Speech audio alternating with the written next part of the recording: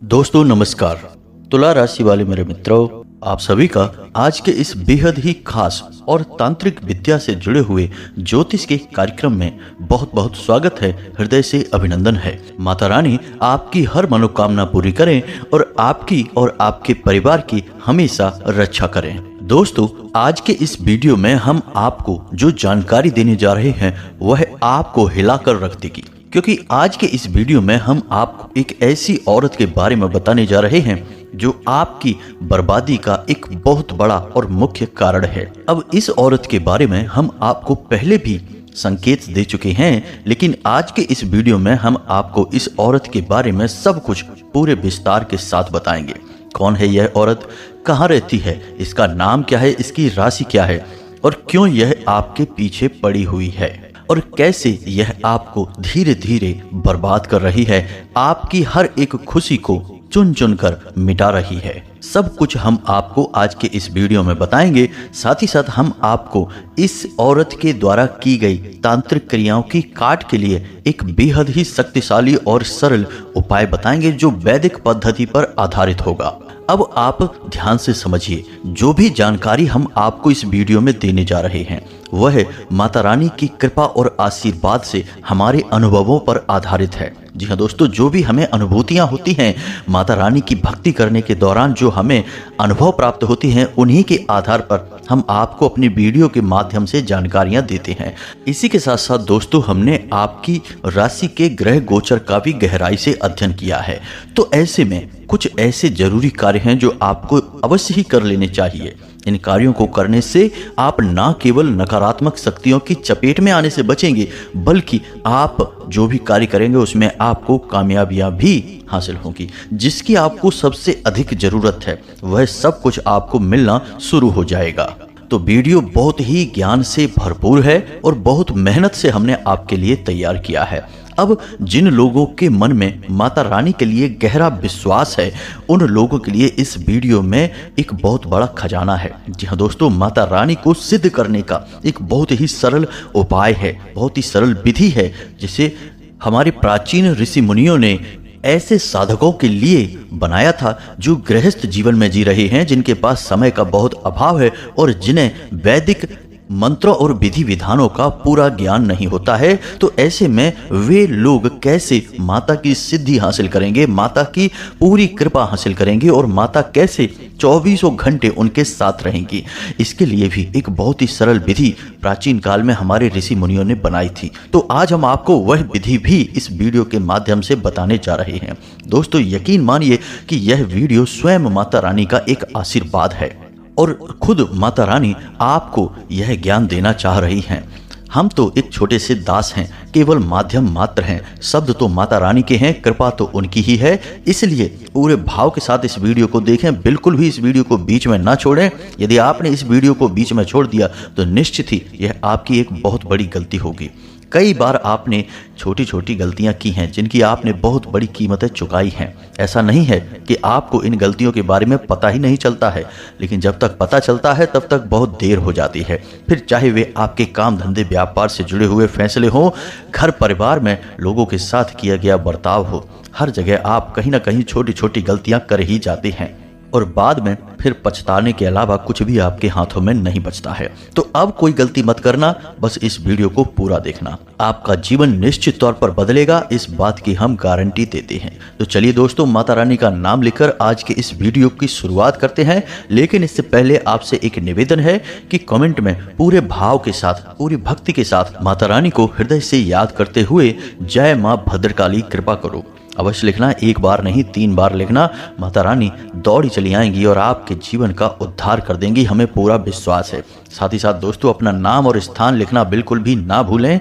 माता रानी के आशीर्वाद से आपको उनकी पूरी कृपा प्राप्त होगी। यह दास आपके नाम से शनिवार के हवन में आहुतियां करवा देगा। बाकी फिर माता रानी स्वयं जाने कि उन्हें क्या करना है, आपकी जिंदगी को कैसे बदलना है। साथ ही साथ दोस्तों, आपसे एक छोटा सा निवेदन और है कि यदि आप चैनल पर पहली बार आए हैं तो चैनल को सब्सक्राइब करके बगल में जो घंटी का निशान है उसे भी अवश्य ही दबा दें।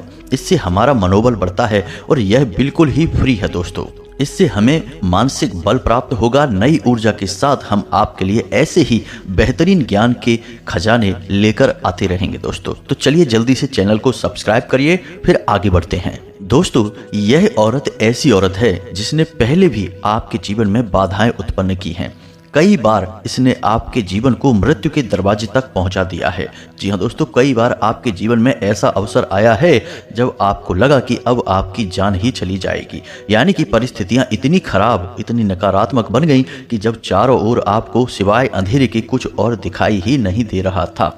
फिर ईश्वर की कृपा कहें, माता रानी का आशीर्वाद कहें कि आप जैसे तैसे उन परिस्थितियों को पार करके बाहर अवश्य ही निकल आए हैं। इसमें आपके पुण्य कर्म और आपकी सच्ची भावना भी शामिल है दोस्तों, जिसने आपको बचाया है। हम पहले भी आपको कई बार यह बता चुके हैं, फिर बता रहे हैं कि आपकी राशि के जातक जो हैं वे ईश्वर को बहुत प्रिय होते हैं, क्योंकि आपके अंदर जो भाव है, जो शुद्धता है, हृदय की पवित्रता है, वह किसी और इंसान के अंदर आसानी से देखने को नहीं मिलती है। फिर चाहे वह किसी से प्रेम करना हो, कोई रिश्ता निभाना हो, या फिर दान धर्म या फिर पूजा पाठ ही करना क्यों ना हो, आप जो भी करते हैं पूरे भाव के साथ करते हैं, सच्चे हृदय के साथ करते हैं। लेकिन अब उन लोगों का क्या करें जो आपके अपने ही बनकर आपको छलते हैं, आपके खिलाफ षड्यंत्र रचते रहते हैं और समय समय पर आपको फंसाते रहते हैं, आपके खिलाफ कुछ न कुछ ऐसी गतिविधि, ऐसी क्रिया कर देते हैं जो लंबे समय तक आपको पीड़ित करके रखती है। फिर आपको लगता है कि आप तो कोई गलत कार्य भी नहीं कर रहे हैं, आपने हर काम पूरी मेहनत और ईमानदारी से किया है, फिर सच्चे और अच्छे परिणाम आपको प्राप्त क्यों नहीं हो रहे हैं। तो दोस्तों, हम बता दें, इसका सबसे बड़ा कारण यही होता है कि किसी ने आपका गुप्त रूप से बंधन कर दिया है। अब बंधन चाहे आपकी बुद्धि का हो, आपके घर परिवार की खुशियों का हो, या आपके काम धंधे का यानी कि आपकी लक्ष्मी का हो। यह औरत आपके पड़ोस में रहती है। इस औरत ने पहले भी कई बार आपके ऊपर छोटी मोटी क्रियाएं करवा रखी हैं।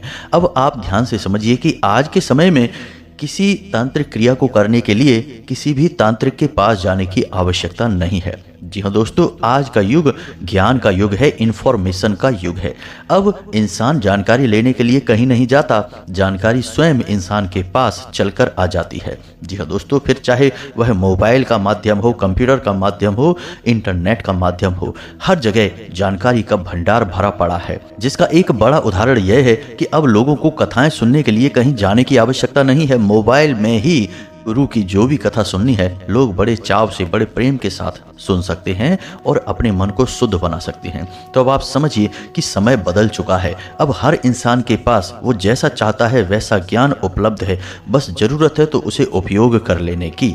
तो अब ऐसे में कुछ लोग तो सच्चे और अच्छे होते हैं जो ज्ञान का सही उपयोग करते हैं, यानी कथाएं सुनते हैं, ईश्वर का नाम लेते हैं, भजन सुनते हैं। लेकिन कुछ लोग इसमें ऐसे होते हैं जो दूसरों की खुशियों से जलते हैं, अपने मन में नकारात्मक और गलत भावनाएं रखते हैं। तो वे लोग फिर ऐसे ज्ञान को अपने पास एकत्रित करने लगते हैं। जी हाँ दोस्तों, काली क्रियाओं के बारे में जानकारी निकालते हैं और उनका प्रयोग करना शुरू कर देते हैं। दोस्तों, आप विचार करके देखिए, कभी ऐसा हुआ है कि आप घर से अपने बाहर निकले हों और आपके मुख्य दरवाजे के ठीक सामने कभी आपको हड्डी पड़ी मिली हो, नींबू या मिर्ची या लाल मिर्ची के बीज या कोई पंख। जी हाँ दोस्तों, खास तौर से उल्लू का पंख, ऐसी कोई चीज़ यदि आपको अपने दरवाजे पर पड़ी मिली हो, या फिर कोई सिंदूर वगैरह है, या फिर कोई सफ़ेद रंग का पाउडर जैसे कि नमक होता है, ऐसा कोई पाउडर आपको अपने घर के ठीक दरवाजे पर सामने पड़ा मिला है, या आपके घर की छत पर आपको ये चीज़ें पड़ी मिली हैं, तो आपने भले ही इन चीज़ों के बारे में विचार ना किया हो। दोस्तों, चीज़ें और भी बहुत सारी होती हैं, लेकिन फ़िलहाल जो हमारे दिमाग में आ रही हैं हम बस उनके बारे में आपको बता रहे हैं। फिर आप विचार करके देखिए कि कभी ऐसा कुछ आपको अचानक आपके घर के दरवाजे के ठीक सामने या फिर आपके घर की छत पर पड़ा मिला है, जिसे देखकर एक बार को आपने सोचा कि यह यहाँ कैसे आ गया, इसका तो आने का कोई कारण नहीं था, लेकिन फिर आपने उसके बारे में विचार नहीं किया और आपने बस उसे उठाकर वहाँ से फेंक दिया, या फिर आप वहाँ से सीधे चले गए। तो आप समझिए कि ये चीज़ें आपके यहाँ क्यों आईं। किसी ने तो इसे पहुँचाया होगा, किसी ने तो इन्हें डाला होगा, अपने आप तो आ नहीं सकती हैं। तो जिसने डाला है उसने क्या सोचकर इन चीज़ों को आपके घर के सामने या आपके घर की छत पर डाला है। अब यह विचार करने का विषय है दोस्तों। लोग नकारात्मक गतिविधियों को चुपचाप अंजाम देते हैं। रात को 12 बजे या फिर किसी ऐसे समय पर जब कोई भी देख ना रहा हो, खास तौर से आधी रात के बाद ही ऐसी गतिविधियां की जाती हैं। तभी तो किसी को पता नहीं चलता है। दूसरे दिन अचानक दरवाजा खोला तो सामने कुछ दिखाई देता है पड़ा हुआ। अब अनजाने में लोग इन सब बातों की अनदेखी कर देते हैं, लेकिन धीरे धीरे उनकी बर्बादी शुरू हो जाती है।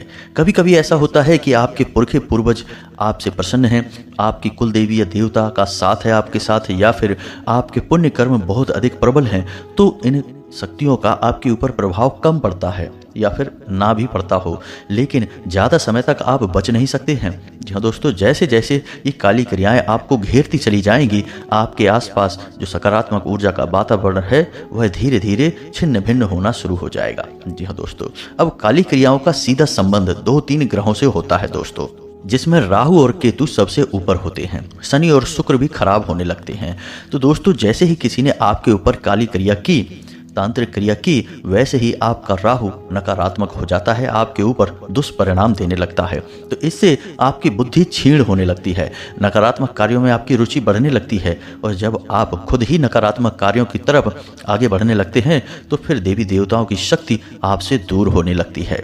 इसीलिए तो दोस्तों यह कहावत बनी है कि विनाश काले विपरीत बुद्धि। जी हाँ दोस्तों, किसी ने कोई तांत्रिक क्रिया कर दी, आपके ऊपर टोना टोट का उपाय कर दिया, तो आपकी बुद्धि परिवर्तित हो जाएगी। अचानक आपको नकारात्मक गलत कार्यों में मजा आने लगेगा, आपका इंटरेस्ट बढ़ जाएगा। अब इससे यह होगा कि आपकी विपरीत बुद्धि हो गई, क्योंकि आपका समय खराब होना है। अब देवी देवता आपके साथ नहीं रहेंगे, आपका धार्मिक कार्यों में, अच्छे कार्यों में मन नहीं लगेगा। तो जब देवी देवता आपके साथ नहीं रहेंगे, सकारात्मक ऊर्जाएं आपका साथ नहीं देंगी, तो ऐसे में आपको बर्बाद कर पाना बहुत आसान हो जाएगा। अब कहने का मतलब यह है कि राहु आपके लिए नकारात्मक परिणाम देगा और आपकी बर्बादी की कहानी शुरू हो जाएगी। तो उम्मीद है दोस्तों कि आप समझ गए होंगे कि जो छोटी छोटी तांत्रिक क्रियाएं होती हैं वे कैसे कार्य करती हैं। वे आपकी ग्रहों को, यानी आपके राहु और केतु को खराब करना शुरू कर देती हैं। फिर शुक्र और शनि भी नकारात्मक होने लगते हैं। धीरे धीरे सारे ग्रह आपके लिए नकारात्मक परिणाम देना शुरू कर देते हैं। उसे ही कहते हैं विनाश काल। तो अब ध्यान से समझिए, जो हम आपको बता रहे हैं वह बेहद ही खास है। 2-4 दिन के अंतर में आपको ऐसी कोई चीज अपने घर के दरवाजे पर या आपके कार्यस्थल पर या फिर आपकी घर की छत पर पड़ी हुई मिली है या नहीं। यदि नहीं मिली है तो निश्चित तौर पर आपको दिखाई देगी ऐसी कोई चीज। जी हाँ दोस्तों, क्योंकि यह औरत अब फिर से आपके ऊपर एक क्रिया करना चाहती है। इसने मन बना लिया है, अब यह आपकी बर्बादी की कहानी लिखने वाली है। क्योंकि दोस्तों हम आपको बता दें कि इस समय आपका जीवन सामान्य चल रहा है। अब आपके जीवन में कोई खास परेशानियां हैं नहीं। छोटी मोटी जो परेशानियां हैं उनका समाधान आप आसानी से निकाल पाएंगे, लेकिन कोई भी ऐसी बड़ी अड़चन, कोई बड़ी बाधा आपके जीवन में है नहीं। तो अब ऐसे में जो आपसे जलते हैं, जो आपकी खुशियां देख नहीं पाते हैं, आपके चेहरे पर मुस्कुराहट नहीं देख सकते हैं, उन लोगों के सीने पर सांप लौट रहे हैं।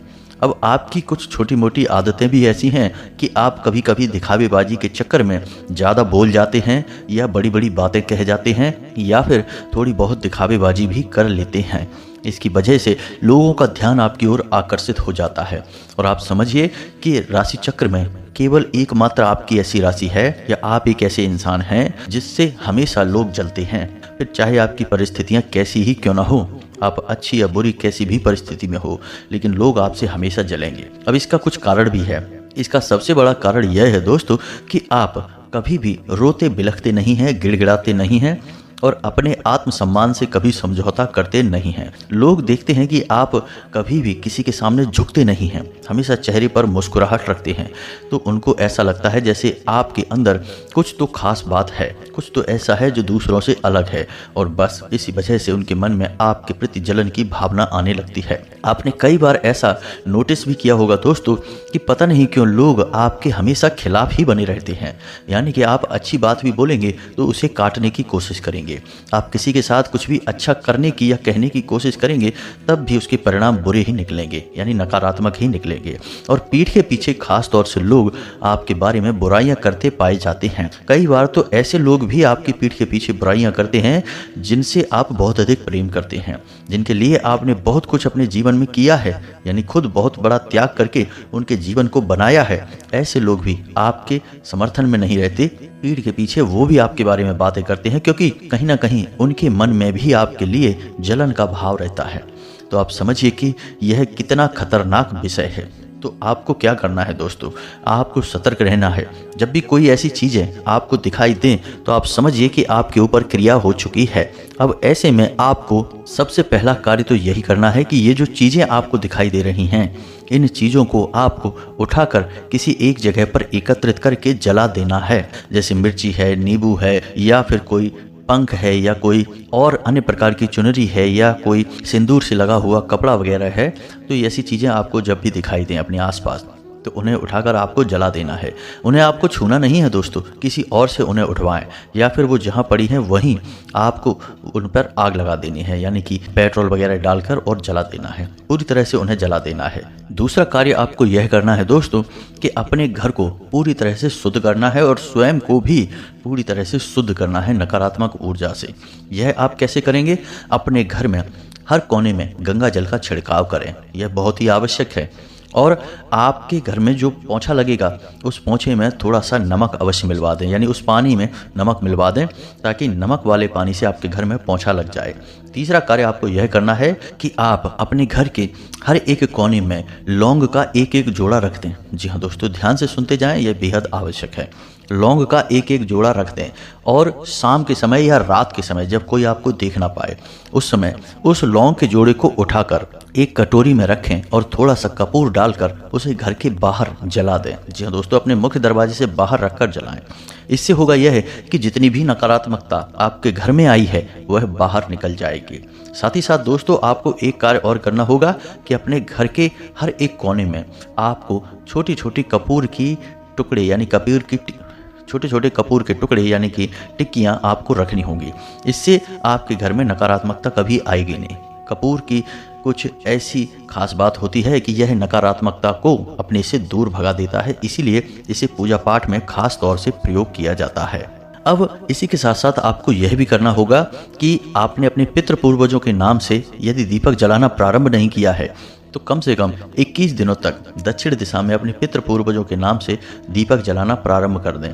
यह बहुत ही आवश्यक है। याद रखें कि घर का पहला सुरक्षा यानी घर के पहले रक्षक आपके पितृ ही हैं। यदि आपके पितृ ऊर्जावान रहेंगे तो आपका कोई बाल भी बांका नहीं कर पाएगा, क्योंकि पितृ आपकी रक्षा करेंगे हर एक प्रकार की ऐसी शक्ति से जिसे आप नहीं देख सकती हैं लेकिन वो देख सकती हैं। साथ ही साथ अपनी कुल देवी या देवता के नाम से भी दीपक अपने घर के मुख्य दरवाजे की दहलीज के ठीक बीचों बीच जलाना प्रारंभ कर दें। अब आपका सुरक्षा घेरा पूरी तरह से तैयार हो चुका है। अब आपको स्वयं की रक्षा करनी है। तो स्वयं की रक्षा के लिए हम आपको बता दें कि आप जिस पानी से स्नान करें उस पानी में थोड़ा सा नमक अवश्य मिला लिया करें। कुछ दिनों के लिए आप इस प्रयोग को करें, लगभग 7 दिनों तक। उसके बाद हमने आपको एक हनुमान रक्षा कवच बताया था, उसे कैसे तैयार करना है, किस प्रकार उसकी विधि है, सब कुछ हमने अपने पुराने वीडियो में इसके बारे में आपको बता रखा है। फिर भी आपको अभी बता देते हैं कि एक लाल रंग का धागा लेना है और किसी भी शनिवार या मंगलवार के दिन आपको रात्रि को 8 या 9 बजे के बीच हनुमान जी के मंदिर में जाना है। याद रखना है कि आपको ऐसे मंदिर में जाना है जिसका हनुमान जी का मुख दक्षिण दिशा में हो। जी हाँ दोस्तों, यानी दक्षिण मुखी दरबार हो हनुमान जी का। ऐसे दरबार में आपको जाना है। वहाँ पर जाकर आपको उस धागे में 9 गांठें लगानी हैं और 9 बार हनुमान चालीसा का पाठ करना है और उस गांठ में हनुमान जी के बाएं पैर का सिंदूर लगाते जाना है। साथ ही साथ आपको एक छोटे से बर्तन में यानी तांबे का कोई बर्तन रखें, उसमें जल भर कर रखें। तो जब जब आप हनुमान चालीसा का पाठ करें उस धागे में गांठ में सिंदूर लगाएं, उतनी ही बार आपको उस जल में फूंक भी मारना है। तो 9 बार आप हनुमान चालीसा पाठ करेंगे, 9 फूंक आप जल में मारेंगे और 9 ही गांठों में आप हनुमान जी के बाएं पैर का सिंदूर लगा लेंगे। तो इस क्रिया को आप करेंगे। उसके बाद अंत में आप एक बार बजरंग बाण का पाठ करेंगे। अब याद रखें कि जब भी आप हनुमान चालीसा का पाठ करेंगे तो हनुमान चालीसा में अंत में एक लाइन है जिसमें लिखा है कि तुलसीदास सदा हरि चेरा कीजय नाथ हृदय मह डेरा।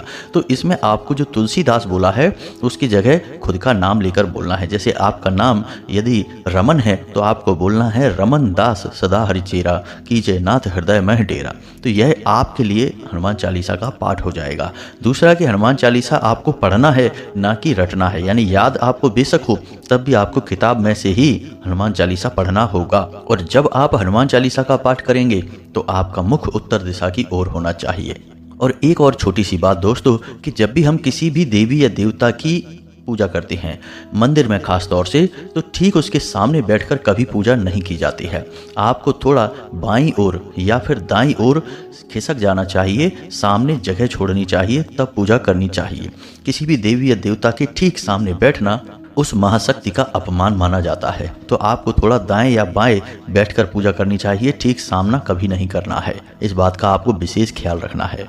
अब यह आपका रक्षा कवच तैयार हो चुका है। यदि कोई महिला इस रक्षा कवच को बनाना चाहे तो उन्हें बजरंग बाण का पाठ नहीं करना है, यह खास तौर से याद रखना है। इसका सबसे बड़ा कारण यह है कि बजरंग बाण जो है उसमें हनुमान जी को शपथ दिलाई जाती है, और हनुमान जी स्त्रियों को मातृ शक्ति के रूप में मानते हैं, माता का स्वरूप मानते हैं। तो ऐसे में हनुमान जी नहीं चाहेंगे कि उनकी माँ यानी कि कोई भी महिला जिसे वो माँ मानते हैं उन्हें किसी भी प्रकार की कसम खिलाए। तो इस वजह से हनुमान चालीसा तो महिलाएं पढ़ सकती हैं, लेकिन बजरंग बाण का पाठ महिलाओं के लिए वर्जित हो जाता है। अब यह हनुमान रक्षा कवच का जो धागा है, यह पुरुष अपने दाईं कलाई पर बांधेंगे और महिलाएं अपनी बाईं कलाई पर बांधेंगी। इसी के साथ साथ दोस्तों आपको इसकी शुद्धता का भी विशेष ख्याल रखना होगा। तो यह तो आपका घर का और आपका स्वयं का रक्षा घेरा तैयार हो चुका है। अब यदि दोस्तों आपको ऐसा लगता है कि जैसे आपके बनते हुए काम बिगड़ते जा रहे हैं और ऐसा लगता है जैसे किसी की नज़र लग गई है या पहले से ही कोई तांत्रिक क्रिया आपके ऊपर हो चुकी है, तो अब आपको क्या करना चाहिए? ऐसे में आपको एक बहुत छोटा सा उपाय हम बता रहे हैं। शनिवार के दिन आपको एक लाल रंग का धागा लेना है और उसमें 21 नींबू लगाने हैं, यानी एक माला जैसी बनानी है। और इस माला को आपको माता भद्रकाली के मंदिर में जाकर माता भद्रकाली की जो मूर्ति है उसे पहना देनी है। यह माला आप उन्हें पहनाएं और मन में ऐसा निवेदन करें कि माता रानी जो भी हमारे जीवन में नकारात्मक शक्ति है, क्लेश है, जो भी भूत प्रेत की शक्तियां हैं उनका हरण कर लें और हमारे जीवन को सरल बनाएं। इससे जो भी तांत्रिक क्रिया, टोटका, उपाय, नजर वगैरह आपके ऊपर की गई है वह तुरंत हट जाएगी। 1 मिनट भी नहीं लगेगा दोस्तों। अब ध्यान से सुने, हम आपको उस महिला का नाम बताने जा रहे हैं ताकि आप उससे सतर्क रहें, उसके बारे में जान जाएं। साथ ही साथ हम आपको उसकी राशि के बारे में भी बताएंगे और वह आपको कहाँ मिलेगी यह भी आपको बताएंगे। तो ध्यान से सुने, इस महिला का नाम आ से शुरू होता है और यह आपकी अपनी ही है। जी हाँ दोस्तों, यानी कि आप इसे अच्छी तरह से जानते हैं। यह आपके परिचित में है, या तो आपकी कोई रिश्तेदार है या आपकी कोई पड़ोस में रहने वाली स्त्री है। यह आपसे हंस हंस कर बात करती है। आपको ऐसा लगता है जैसे यह आपके बारे में अच्छा ही सोचती है, कभी आपका गलत नहीं कर सकती है, लेकिन अंदर ही अंदर इसका मन बहुत काला है और यह आपके खिलाफ षड्यंत्र रचती है, तांत्रिक क्रियाएं करती रहती है। और इनका प्रमाण है कि कई बार आपके जीवन में इसका प्रभाव देखा गया है। तो यह तो थी उस औरत के बारे में जानकारी। फिर आप अपने बौद्धिक बल से जानकारी का लाभ उठाने की कोशिश करें और समझने का प्रयास करें कि यह औरत कौन है। और जब आप इस औरत को अच्छी तरह से पहचान जाएं, समझ जाएं, तो इससे आप दूरी बना लें दोस्तों। इस औरत की राशि वृश्चिक है। जी हाँ दोस्तों, इस बात का आप विशेष ख्याल रखें। जी हाँ दोस्तों, तो अब इन सब बातों का, ज्ञान का आप अपने जीवन में उपयोग करें।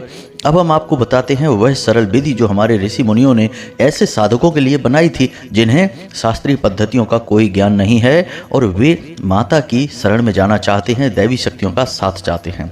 तो इस विधि का प्रयोग माता रानी को सिद्ध करने के लिए ही किया जाता है, क्योंकि मातृ शक्ति हमेशा इंसान को घेर कर रखती है और बहुत जल्दी सिद्ध हो जाती है।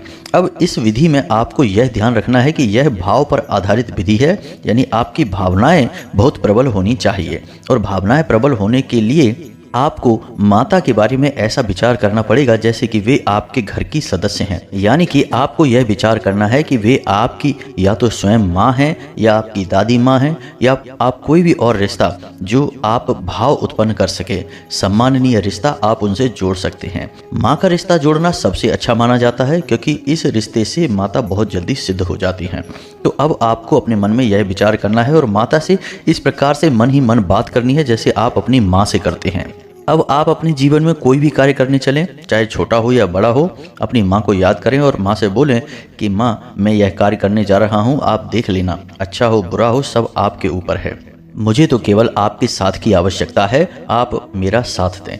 इस तरह आप माँ को याद करके और कार्य करना प्रारंभ करें। अब आप भोजन करें तो उसमें भी यही बोलें कि माँ, मैं भोजन करने जा रहा हूँ, यह आपके लिए है, आपको समर्पित है। यानी कहने का मतलब यह है कि आप अपने जीवन की हर एक गतिविधि माता को समर्पित करें। यहाँ तक कि आप जब सोने जाएं तो मन में विचार करें कि माँ, मैं सोने जा रहा हूँ और मुझे उम्मीद है कि आप सपनों के माध्यम से मुझे दर्शन देंगी और अपनी कृपा मेरे ऊपर हमेशा बनाए रखेंगी। मैं आपका एक छोटा सा अबोध बालक हूँ, मुझे आपकी कृपा की बहुत अधिक आवश्यकता है। इस विधि को प्रसाद जीवनम विधि कहते हैं दोस्तों। अब इसमें साधक अपना पूरा जीवन देवी शक्ति को समर्पित कर देता है और ऐसे जीता है जैसे कि यह जीवन उसे प्रसाद स्वरूप में प्राप्त हुआ है, यानी देवी देवताओं का प्रसाद है। जैसे कि प्रसाद में देवी देवताओं की शक्ति और आशीर्वाद समाहित होती है, वैसे ही फिर साधक के जीवन के हर एक कार्य में देवी शक्तियों की ऊर्जा समाहित हो जाती है। जी हाँ दोस्तों, यह विधि वैसे तो सरल जान पड़ती है लेकिन थोड़ी कठिन भी है। शुरुआत में यह आपको थोड़ा अजीब भी लगेगा और कई बार आपको ऐसा लगेगा कि यह सब फालतू की बातें हैं, इन्हें छोड़ दीजिए। और कई बार ऐसा भी होगा कि आप इन सब चीज़ों को करना भूल ही जाएंगे। लेकिन दोस्तों, हम आपको बताएं कि आपको जब याद आ जाए तब आप इस विधि का प्रयोग करना शुरू कर दें। धीरे धीरे यह आपकी आदत बन जाएगी। फिर आपकी हर एक सांस और हर एक पल में दैवी शक्ति का वास हो जाएगा। और याद रखें कि शुरुआत में हर एक कार्य थोड़ा सा अजीब तो लगता ही है। फिर चाहे आप हनुमान चालीसा का पाठ ही नित्य पहली बार करना शुरू करें तब भी आपको वह भी अजीब लगेगा, क्योंकि थोड़ा सा हटकर यदि आप कुछ नया अपने जीवन में करेंगे तो अजीब लगना स्वाभाविक सी बात है। तो आप इस बात की परवाह ना करें और सच्चे मन से अपने भाव से माता को याद करते हुए हर एक कार्य को उन्हें समर्पित करते चले जाएं और आप देखेंगे कि धीरे धीरे आपके जीवन में हर एक नकारात्मकता दूर हटती चली जाएगी और आप जो भी कार्य करेंगे उसका परिणाम हमेशा अच्छा ही आएगा। और सबसे बड़ी बात दोस्तों कि आपका चित्त शुद्ध होता चला जाएगा, जिसकी कि आपको सबसे अधिक आवश्यकता है। और जैसे जैसे आपका अभ्यास बढ़ता जाएगा, आप यकीन मानिए कि फिर 24 घंटे माता रानी आपके साथ रहना शुरू हो जाएंगी और आपको इस बात का एहसास और संकेत भी मिलने शुरू हो जाएंगे। अब इस बात का एक प्रमाण है, एक कहानी है जिसे भोला राम वकील की कहानी कहा जाता है। दोस्तों, कहानी बहुत ही अच्छी है और हनुमान जी पर आधारित है। वे अपने हर कार्य को हनुमान जी को समर्पित कर दिया करते थे। एक दिन वे एक अपने बहुत जरूरी कार्य को करना भूल गए और हनुमान जी की पूजा में भक्ति में लीन थे, तो उनका वह कार्य स्वयं हनुमान जी करने चले गए। यह होती है इस उपाय की शक्ति, यानी कि यह विधि बहुत कारगर है, बहुत सरल है, लेकिन उनके लिए बनी है जिन्हें कोई भी वैदिक परंपरा का, वैदिक पद्धति का ज्ञान नहीं है, मंत्रों का ज्ञान नहीं है, विधि विधान का ज्ञान नहीं है। वे इस प्रकार से देवी देवताओं को सिद्ध कर सकते हैं। तो आप इस विधि का धीरे धीरे अभ्यास करना शुरू करिए। शुरुआत में थोड़ा सा अजीब जरूर लगेगा, लेकिन लगने दीजिए। आप अपने मार्ग पर डटे रहिए और धीरे धीरे आप देखेंगे कि आपका जीवन आपके हाथों से पूरी तरह से नियंत्रित होने लगा है। आपका हर कार्य सिद्ध होने लगा है, यहाँ तक कि कई छोटी मोटी सिद्धियां भी आपको हासिल होने लगेंगी। आपकी वाक सिद्धि हो जाएगी। सपनों के माध्यम से आपको भविष्य के भी दर्शन हो जाया करेंगे। भविष्य में होने वाली घटनाओं के बारे में आपको पूर्वाभास भी होने लगेंगे। बहुत कुछ आपको होने लगेगा दोस्तों। तो बस आप इसका अभ्यास करिए। हमें कमेंट करके बताइए कि आप कब से इस विधि का अभ्यास करना शुरू कर रहे हैं, और यदि आपको इस विधि के ऊपर और विस्तार से जानकारी चाहिए तो आप कमेंट करके बताइए। हम आपको इस विधि के बारे में विस्तार से जानकारी देंगे, एक वीडियो अलग से बना देंगे जिससे आपको सारी बातें अच्छी तरह से स्पष्ट हो जाएंगी। तो उम्मीद है कि जो जानकारी हमने आज के इस वीडियो में आपको दी है वह अच्छी तरह से आपको समझ में आ चुकी होगी। इसका प्रयोग करके आप अपने जीवन को खुद ही बदल डालेंगे। अब यदि कोई प्रश्न आपके मन में आता है तो बिना किसी चिंता के आप कमेंट में उस प्रश्न को लिखें। हम आपके प्रश्नों के जवाब देने की आपको पूरी कोशिश करेंगे। इसी के साथ साथ आज के इस वीडियो को विराम देते हैं। कमेंट में पूरे भक्ति भाव के साथ, जैसे एक बालक माँ को याद करता है वैसे ही याद करते हुए जय माँ भद्रकाली कृपा करो एक बार नहीं 3 बार लिखना। साथ ही साथ यदि वीडियो पसंद आया है तो इसे लाइक भी कर देना। चैनल पर पहली बार आए हैं तो सब्सक्राइब करके बगल में जो घंटी का निशान है उसे भी दबा देना। मिलते हैं अगले ज्ञानवर्धक वीडियो में, तब तक के लिए धन्यवाद। जय माता की।